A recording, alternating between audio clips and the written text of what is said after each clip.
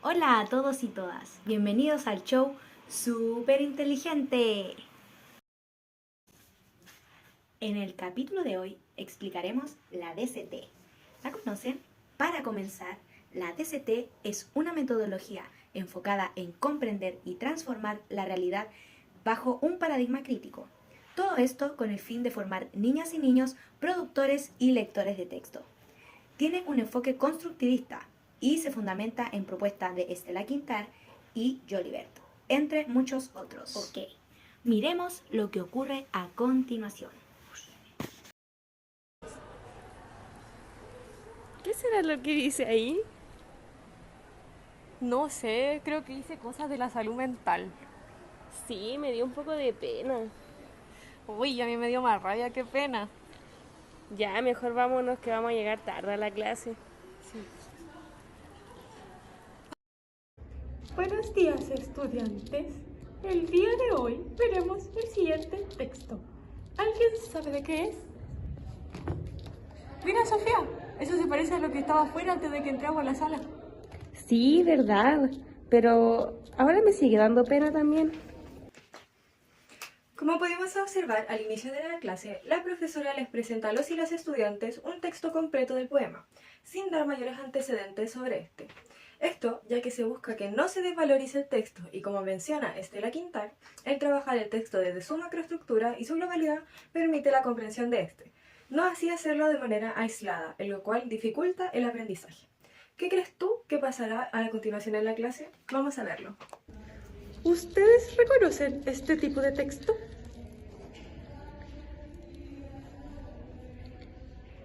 Profe, yo vi algo parecido en el pasillo cuando venía a la sala. Decía poema de salud mental. Como bien dice Sofía, es un poema. ¿Qué saben de este? Yo, profe, yo. Este está escrito en versos y tiene que rimar. Sí, profe, y también tiene título y el autor. Profe, a mí me pasó que el de afuera me dio más rabia, pero el que usted nos mostró me da más pena.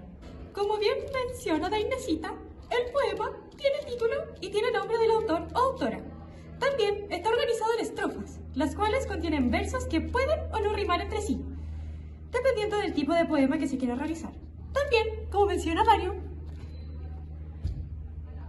tiene que tener un propósito y este es expresar emociones o sentimientos, por lo que el autor nos expresa algo que nos hace sentir felices, tristes, enojados cuando leemos de estos. Para comprender mejor, iremos hacia afuera y veremos el poema que nos contaba Sofía.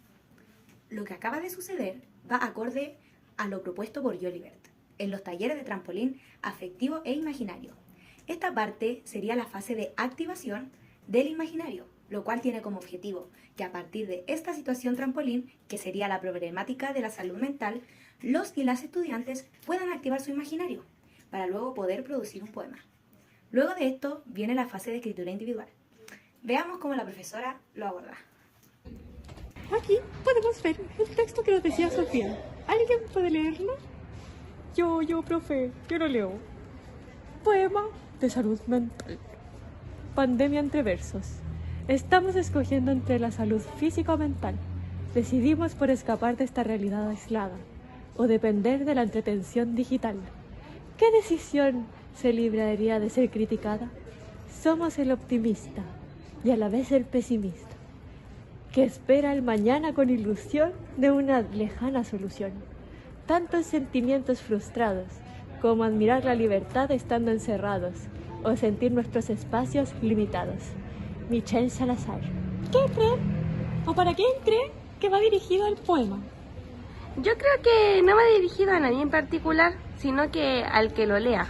Él solo quería mostrar sus sentimientos. ¿Y qué creen que le sentía el autor? Profe, yo creo que sentía pena. ¿Y cómo se sintieron ustedes con el poema? Yo me puse triste también. ¿Por qué creen que el autor escribió este texto? Yo creo que solo quería contar cómo se sentía. Sí, ¿O qué opinan de la salud mental? yo creo que es muy importante y que muchas veces no se toma en cuenta y hay que cuidarla. Como se pudo observar en la escena anterior, la didáctica comunicativa textual es una metodología constructivista, por lo que los y las estudiantes construyen su propio aprendizaje y la docente actúa como una mediadora. También esta se trabaja a partir de módulos de aprendizaje sobre un tipo de texto que se interroga y se produce. En este caso vendrían siendo los poemas. Ahora sigamos viendo. Opino lo mismo. Ahora, los y las quiero invitar a que piensen en cómo se sintieron al leer el poema y puedan anotar en sus cuadernos sus sentires. Para esto les daré 5 minutos y tendremos que volver a la sala. Ahora que ya escribieron, júntense en parejas para que puedan conversar sobre lo escrito. Yo escribí esto. Me sentí enojado, frustrado, porque pienso que es importante preocuparnos de nuestra salud mental. Sí, a mí también me dio pena y escribí que sentí que el autor estaba triste y desilusionado de que no haya buena salud mental y eso me hacía sentir triste a mí. A mí también. Lo que sucedió fue de que luego de que los estudiantes hicieron su primera escritura inicial, llegó el momento de la interacción y el intercambio. Esto permite a los estudiantes verbalizar sus sentires, lo cual es un primer acercamiento a la lengua poética. Veamos qué ocurre a continuación. Para continuar, deberán junto a su pareja crear un poema a partir de lo que conversaron y escribieron anteriormente respecto a sus sentimientos. Este debe contener las partes principales que vimos en clase. Mario, ¿podríamos escribir sobre que nos da pena que la salud mental no sea importante? Sí, yo también incluiría la rabia. ¿Qué título le ponemos? Lo que acaba de ocurrir es la puesta en texto, la cual invita a los y las estudiantes a estructurar sus imaginarios, organizándose a partir de reglas y obligaciones seleccionadas por los y las estudiantes. El rol de la docente es apoyar para que los poemas sean coherentes. Lo próximo que observaremos es la evaluación, socialización y valoración. Veamos qué pasa. ¿Hay alguna dupla que le gustaría compartir su poema?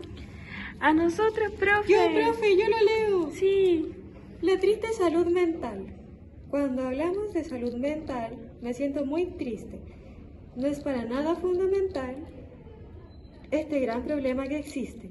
A veces rabia, a veces pena, de que les importe poco y nada. La salud mental se envenena y es del todo olvidada. María y Sofía. Muy bien. ¿Podrían contarnos cuál es la intención de su poema? Sí, profe, es mostrar el descontento y la falta de preocupación a la salud mental. ¿Qué les gustaría hacer con los poemas que acaban de hacer? A mí me gustaría pegarlos en la pared para que lo lean mis compañeros, como el que nos contó Sofía y fuimos a ver recién. ¡Sí! Como observamos y mencionamos en la fase de evaluación, socialización y valorización, los estudiantes comparten sus escritos, lo cual nos demuestra la comprensión que existe a la hora de construir un poema. Los poemas tienen sentido, por lo cual estos son recursos que buscan ser expuestos al resto. Es por esto que los estudiantes pegarán sus poemas junto con los restos ya vistos. Ahora veamos qué ocurre en el estudio junto a Debbie. Pero qué buena explicación sobre cómo aplicar la DCT. Con esto esperamos que le haya quedado mucho más claro. Como pudimos observar, la DCT serviría para niños lectores y productores de textos contextualizados en la realidad, en donde adquieren conciencia sobre los procesos que utilizan para poder producir un texto, aumentando la autonomía de los y las estudiantes, haciéndolos protagonistas de su proceso de aprendizajes, en la cual se destacan experiencias relevantes, como experiencias previas y una problemática que pueda ser ligada con el texto que se va a trabajar. Y esto fue nuestro show súper inteligente. Hasta la próxima.